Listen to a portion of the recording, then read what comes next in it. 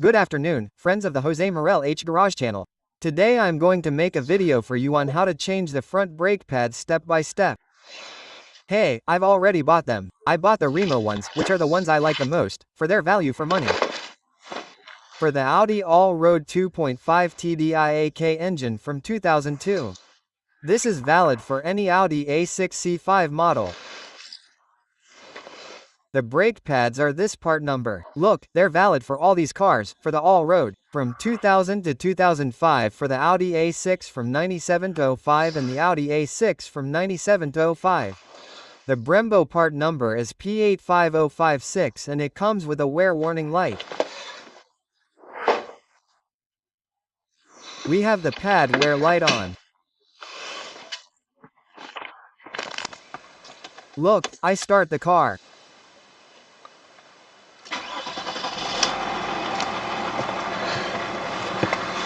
Do you see? And there I have this pad wear indicator. Okay, I know they're the front ones because I looked at them, because I saw them, and also because I saw them because I recently changed the rear ones. Okay, the first thing we have to do is raise the car on some stands, and to raise the car on stands we have to put it in the jack position. I'll leave a link in the description of the video, or rather, here I'll leave you, excuse me, a link so you can see how to put it in the jack position. See? It's now in the jack position because we have this thing turned on. Okay, come on, so once it's in the jack position, we can now raise both front wheels on one stand so they're raised and we can proceed to remove the wheels. We have to remove the wheels, okay?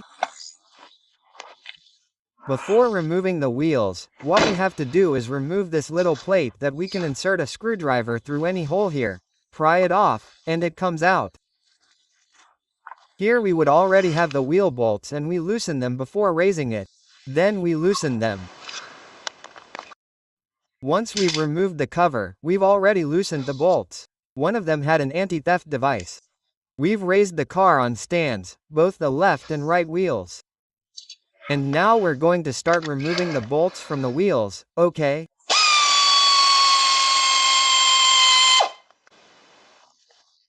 Look, the first thing to keep in mind when changing the brake pads, discs or calipers on an Audi or a road is that there are 4 different types of brake calipers. Look, on the one hand we have the FN3, which is this FN3 that looks like this. It wouldn't be the case. On the other hand, we have the FNRG60, which looks like this. Which is exactly what I have. Do you see this look that matches this one here? Then we have the third type that we have, the HP2, which looks like this. It doesn't match what I have. And finally the Brembo, which are the 18-inch Brembos that look like this, because the procedure is different, the tightening torques are different and so on. So in my case, which I think is the vast majority of cases, the FNRG60, and we are going to do it for this type of caliper, okay? With the tightening torques and so on. Well, once we have identified that this is the G60 brake caliper, what we have to do, first of all, in this model of caliper, is remove this spring, okay? Look, the spring goes this way, then it comes through here, then it is removed by prying it with the screwdriver. Okay, do you see? When prying it, it is already coming out there on one side, on this side. And the same on the other side, okay? There is not much more to it either. What we have to do is secure the brake disc with a small screw from the brake wheels, okay? We screw it in and thus secure the brake disc to work more correctly. Here we have already removed this small brake wire from its place, as you can see. What we have to do is remove the 2 caps from behind. Of the 2 screws that hold the brake caliper to this whole thing, that is the brake caliper to the brake caliper bracket. I'm going to put the flashlight on so you can see the little caps. Okay, but before removing the caps, what we have to do is remove the connector for the brake pad wear warning light, and that's done by turning it to one side. Okay? With this, we turn it and once it's turned, we can remove it. I'm going to do it with both hands, okay? You see it has a little nozzle, you have to turn it 90 degrees. What I've done is remove the connector. These connectors are typical of the bag group, which are very simple. Look, it goes like this, right? So, first we press inwards, and once it's pressed inwards to release tension, we pull this little tab back, pop, and it comes out. So, now with this it's much easier. I'm going to open some pliers so I can turn it. Okay, this turns. We can also take this out of here just in case. Well, it's not necessary at the moment. It's not necessary. Now, all you have to do is turn it so that it comes out properly. Look, it wasn't easy. So, I took it with some pliers and made a flush and so on. Once it's like this, you see, this was the normal position and this is how it comes out. Oh, okay, but I broke this. Thank goodness it comes with a warning light. Okay, this when? Let's see if I can show it to you properly. This in the normal position has a stop here, see? There. Let's see, this over there has a stop there. So, with a screwdriver you have to push it there so that you can turn it. See? This is the stop. I messed up the thing, but since it comes new with the pads, there's no problem.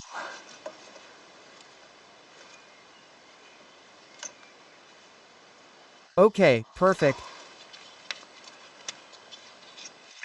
Come on, now the caps that are next. Let's see if you can see them.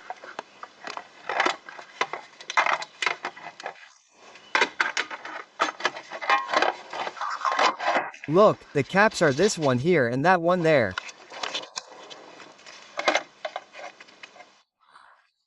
Okay, the screws are hidden there, which are the ones that hold the brake caliper to the brake caliper bracket. So we're going to remove those caps and I'll show you the screw. Look, removing the cap is no big deal. Okay, let's see. There's no light and you can't see it with your fingers. Let's see, you see, it's this. And this is how you remove it with your fingers. It's already removed. And this is what the screw looks like. Let's see if you can see it. Okay, it's a torque wrench. Now I'm going to tell you what torque wrench it is. It's a torque wrench. It's an Allen key. It's an Allen key. Look, I'm loosening it with a bit. I'm going to show you now. It's a 47 torque wrench. Although this is an Allen key, I didn't have an Allen key equivalent to 47. So, with the 47 torque wrench it works perfectly. It's nailed and perfect. Let's see what I'm going to show you. Look, you see with this one that's 47, it works perfectly. I took out this little spring that took me a little while. This comes from behind, okay?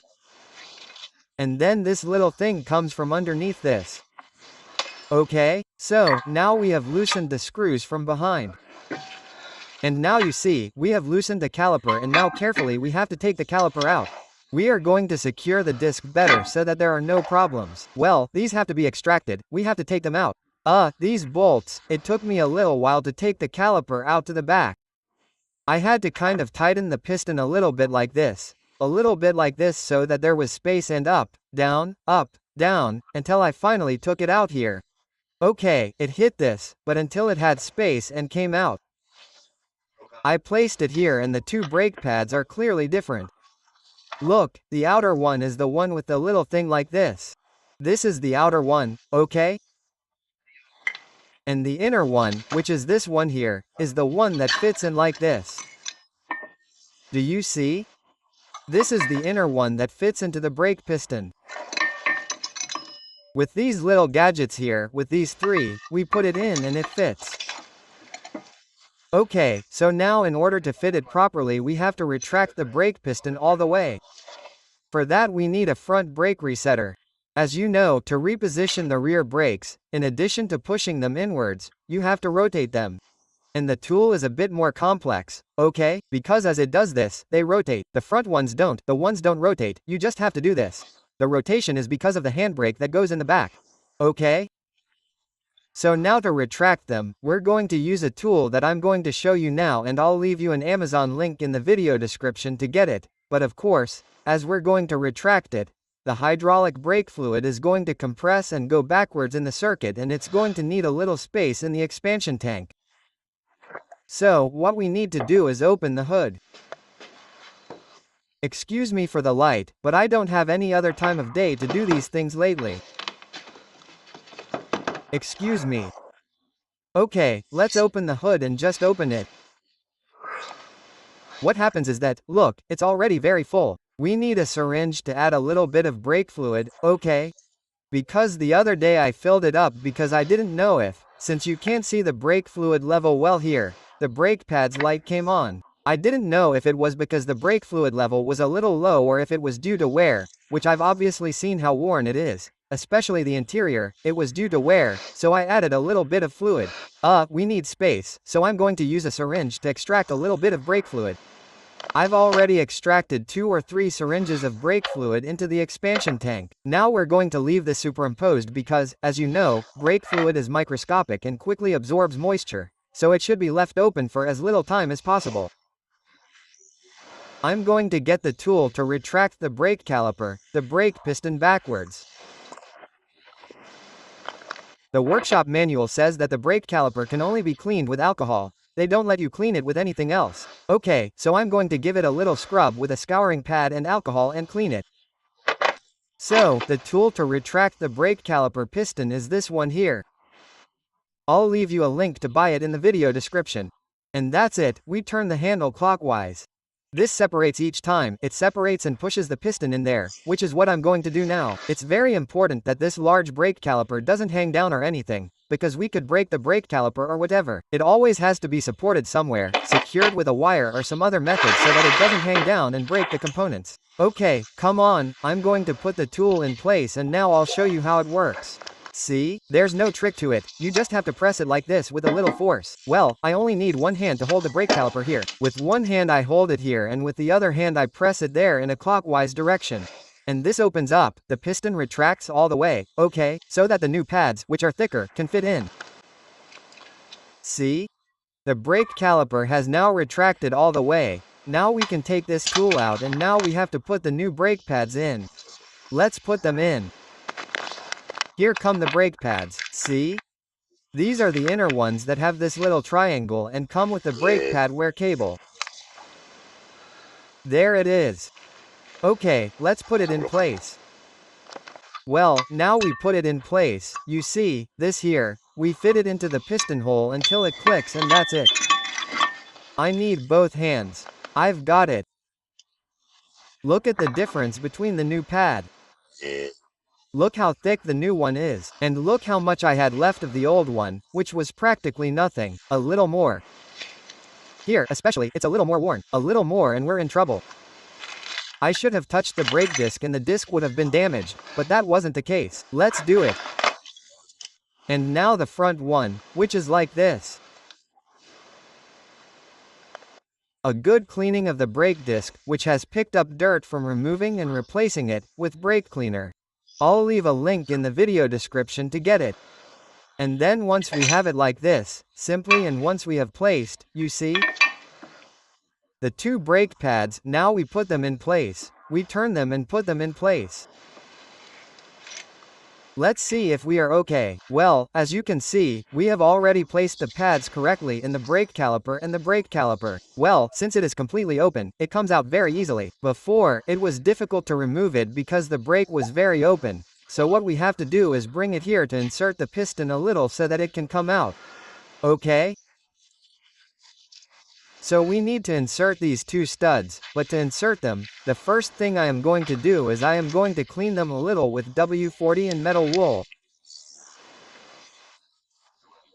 And then I am going to apply a little silicone grease. I will leave you a link in the description of the video to buy the silicone grease that works great for these brake things. Anything that needs to be moved, silicone grease usually works very well.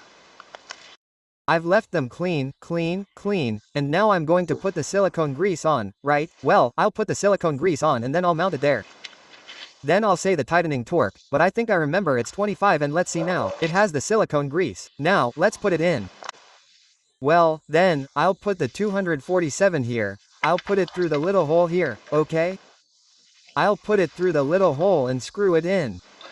Okay, I need my hands because doing this while recording is almost impossible. Okay, so I've already tightened the two bolts on the back a little by hand. They have to be tightened to 25N, but before tightening them to 25N I want to make sure that I'm able to put the wire in properly, which is what worries me the most. This wire.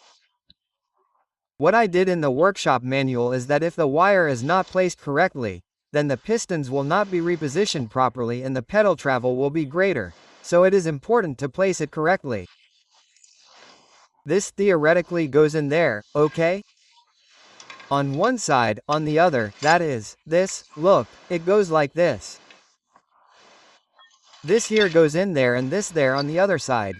Let's see if I can put it in, because I don't see it so clearly, but let's try. Look, for now I have already placed this here. Let's see if I can put this other one in on the other side and then this here has to go here. Let's see if I can do it all at once. Now I have to put this in there. Well, look, for now this is in and this is in, but now you have to turn it until this fits here and this is here behind and this is there behind. Let's see if I can do it all the way. Well, now they are supposed to be in well, do you see? They're in, they're back there, it's back there, that's in its place. But hey, I think what we need to do now is step on the brake several times so that the brake piston moves forward and everything fits perfectly, okay. So I'm going to start the car and position the pistons correctly and then tighten the two rear bushings to 25 Newton meters. I'll put the hoods on and that's it.